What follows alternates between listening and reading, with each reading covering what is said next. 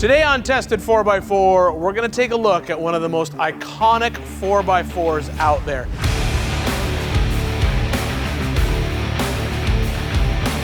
We're going to take a look at where it started and how it transformed into basically a name that is synonymous with off-roading. Of course, I'm talking about the Toyota Hilux.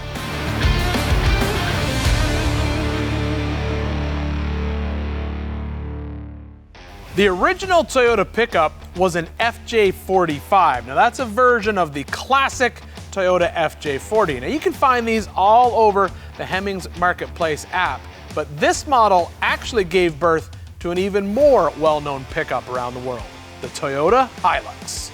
This is a 1981 Toyota mini truck. Now this is kind of the North American version of the Hilux, and when it was sold, it was simply branded as the Toyota pickup truck.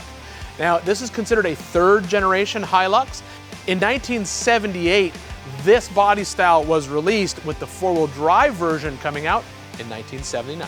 The four-wheel drive pickup of this generation is a solid axle design with leaf springs and closed knuckles and a removable third member, both front and rear, that house the ring and pinion. The solid front axle trucks were offered with freewheeling hubs, constant velocity axle joints, and 30 spline axle shafts. The engines that were available in this model of Toyota pickup truck, there was a lot of them, and it honestly depended on where the vehicle was sold on the planet. But of all the engines available, they were actually all straight four-cylinder engines. Engines available in the Toyota mini truck pickup were, from 1978 to 1981, a 1.6 liter. 81 to 83 gave birth to the 1.8 liter. 79 to 83 was available with a 2 liter, or 78 to 80 you could get a 2.2 liter. 81 to 83 you could get the 2.4 liter, and from 79 to 83 you could get the 2.2 liter diesel. This particular truck has the 2.2 liter 20R carbureted four-cylinder engine. The third gen Hilux was the first Hilux to have an automatic transmission as an option, but just like the engines, there were multiple different variations of the transmission available depending on where the planet the truck was delivered. You get the 3-speed auto, you could get a 4-speed manual, or a 5-speed manual, but they all fed into the same all-gear transfer case. Behind all of these transmissions is the famous Toyota all-gear transfer case. This case uses a reduction box in front of an all-gear aluminum case. This makes it incredibly popular for the rock crawling crowd to make double transfer cases to improve the overall gear reduction in the vehicle. Now, driving this 1981 Toyota pickup truck, it's kind of like driving any other truck that was built in the early 80s. There's actually nothing in this truck that's designed about comfort. When manufacturers were building these trucks, it was all about how tough can they make the truck. That's all they were worried about. So there's literally no cup holders, there's no heated steering wheel, the climate control is very limited. You have some gauges to look at, and honestly in the cold weather you have to manipulate the choke while you drive it. Come on, you're driving a 1981 Toyota mini truck. This thing is pretty cool. It seems a little small when a transport passes you on the highway, but it is a fun truck to drive, no matter what.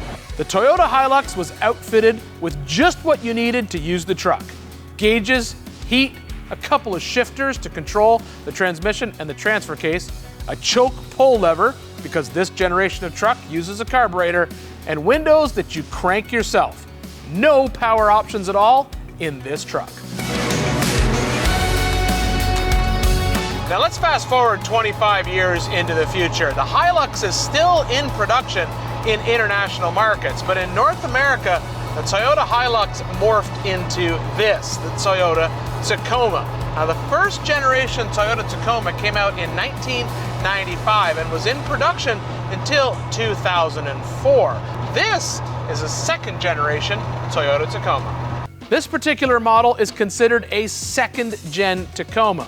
The Tacoma second gens started in 2005 and stayed until 2015 with multiple body styles and bed lengths.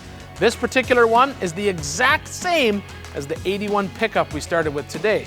Standard cab with a 6-foot bed. The Tacoma was produced in an era when trucks were making a transition from workhorses basically to show ponies. Manufacturers were realizing that people weren't buying trucks just for work. They're actually buying them as their primary mode of transportation. So they needed more creature comforts inside. Now this Tacoma is considered a base model Tacoma, but it is much more refined inside than the 1981 Mini that we drove before. But probably the biggest change was the difference in the number of models available. There were 18 different models of Tacomas available to the public. Now, although this Tacoma is considered the stripped-down base model of this generation pickup truck, you can see how with the OEMs chasing that everyday daily driver instead of the work truck, the interior completely changes. I mean, full plastic dash, full complement of gauges, cruise control, cup holders, even full plastic door panels, all the carpet and sound deadening. This truck is designed to have someone drive it every day, not put it to work.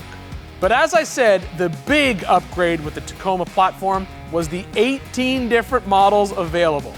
There were single cab long beds, two-wheel drive pre-runners, and four-wheel drive versions, access or extended cabs in long and short bed configurations.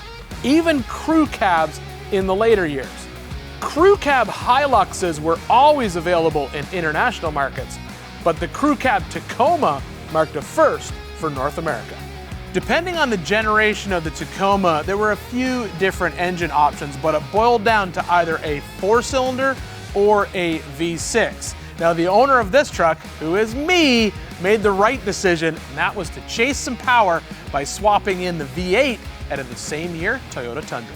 I love driving this Tacoma ever since I swapped the V8 under the hood. I actually liked it a lot with the 4-cylinder, but the truck itself, it's basically meant to have that V8 power. Now, it's not a monster V8, it's only a 4.7 liter, puts out about 300 horsepower.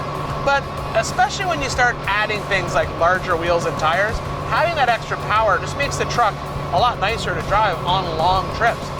Now, this might just be an internet rumor, but I was told that the original plan for the second gen Tacoma was to offer it with this V8 engine. But the plans were killed by the marketing department at Toyota after it was determined it might hurt sales of the Tundra. And that would make sense considering how easy it was to get this V8 up underneath the hood of the Tacoma and integrated seamlessly with the truck's electronics. Add to the fact that this same generation of Toyota 4Runner came with that 4.7 V8, and the actual sheet metal on the 4Runner is the exact same as the Tacoma. Now, this particular Tacoma has a 5-speed manual transmission, but there was a bunch of different transmission options depending on the trim level that you chose. You could get the 5-speed manual, 6-speed manual, a 5-speed auto, or a 4-speed auto. Now, we can't talk about pickup trucks without obviously talking about the bed. Now, the 3rd generation Toyota Mini truck that we have here had a full-length bed, just under 8 feet. The owner of this truck did a popular modification, and that is what's called bobbing the bed. They basically cut the bed, shorten it up to improve its departure angle off-road. Now, this generation of Hilux did not have a lot of options when it came to the bed, but believe it or not, there were a few of these vehicles that were offered from aftermarket upfitters that included things like dual rear wheels and even full truck bed campers. Basically turned this little Toyota into a full-size RV. The heritage behind the Toyota Mini truck, especially when it comes to off-roading and rock crawling, it's actually a lot stouter than you think. A lot of people think of, Jeeps and tube buggies and maybe FJ40s or something else. But realistically, in the North American market, it was this mini truck that put Toyota on the map for rock crawlers. As soon as this thing started to become available at a price point that you could buy it, cut it up, and turn it into an off-road rig, tons of people were doing it. And the drivetrains were incredibly stout.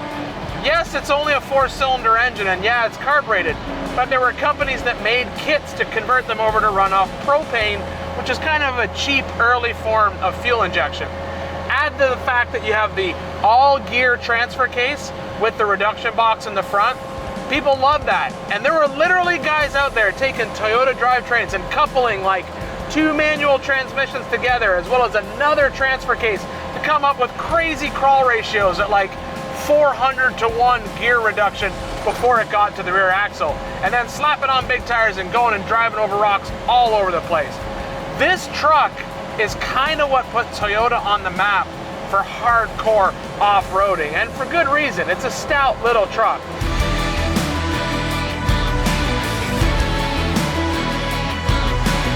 The Tacoma, on the other hand, had many different bed options depending on what cab configuration the vehicle was ordered with. You could get 6-foot beds, 8-foot beds, 5.5-foot beds, a bunch of different ones. Now this one has been modified just like our Toyota mini truck. It actually has new fiberglass bed sides to widen out the track of the vehicle to improve it when it's off-road. One unique thing about the Tacoma bed is the Tacoma beds, the interior structure is all plastic.